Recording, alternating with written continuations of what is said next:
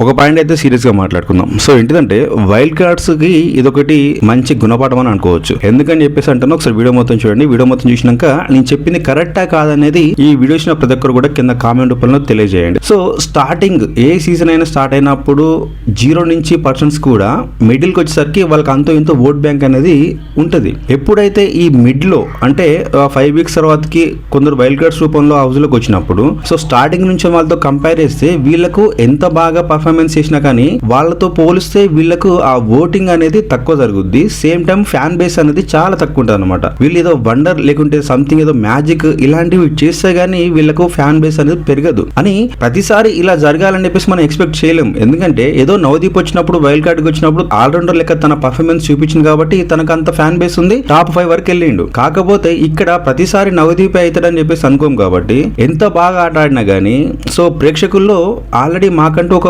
Person ఉన్నాడు నచ్చినోడు, so వాడు ఆడినా ఆడకపోయినా వాడికే మేము సపోర్ట్ చేసుకుంటున్నాం, సపోర్ట్ చేస్తాం అని ఈ ఆలోచన విధానంలో పడ్డంతో కరెక్ట్ గా ఆట ఆడిన వైల్డ్ కార్డ్స్ కి అన్యాయం జరుగుతుంది. సో దీనికి ఎఫెక్ట్ ఏంటంటే వీళ్ళు ఒకసారి ఇప్పుడు స్టార్టింగ్ లో వచ్చిన కంటెస్టెంట్స్ అలానే వైల్డ్ కార్డ్స్ కంటెస్టెంట్స్ వచ్చిన వీళ్ళందరూ కొందరు నామినేషన్ వచ్చినప్పుడు ఆల్రెడీ ఆట ఆడినా ఆట ఆడకపోయినా ఆల్రెడీ ఒక పర్సన్ కి ఒక ఫ్యాన్ బేస్ అనేది జనరేట్ అయిన తర్వాతకి ఆట ఆడినప్పటికీ ఈయనకున్న ఫ్యాన్ బేస్ తక్కువ ఉండటంతో ఓటింగ్ తక్కువ జరుగుతుంది. నువ్వు ఓటింగ్ తక్కువ ఉంది కాబట్టి నేను బయటికి పంపిస్తామనే ఆలోచనతోటి మంచి పర్సన్ ని బయటికి పంపించడం తోటి ఆట అనేది ఎక్కువ నోకనైతే అక్కడ మొత్తానికి అయితే కరెక్ట్ గా అయితే అనిపించట్లేదు. ఇంకోటి ఏంటంటే వైల్డ్ కార్డ్స్ ఎంట్రీగా వచ్చినప్పుడు ఏ పర్సన్ అయినా కానీ ఆలోచించాల్సిన విషయం ఏంటంటే మనకు స్టార్టింగ్ తో వచ్చిన పర్సన్ తో కంపేర్ చేస్తే మనకు ఓటింగ్ అనేది చాలా తక్కువ ఉంటది. సో ఆ ఓటింగ్ ని మనం ఏ విధంగా గెయిన్ చేసుకోవాలి అని చెప్పేసి ఆలోచిస్తే బాగుంటది. ఎలాగో ఈ సీజన్ లో వైల్డ్ కార్డ్స్ ఈ రోజు తోటి సమాప్తం. ఆల్రెడీ నిఖిల్ నాయర్ బయటికి పోయిండు.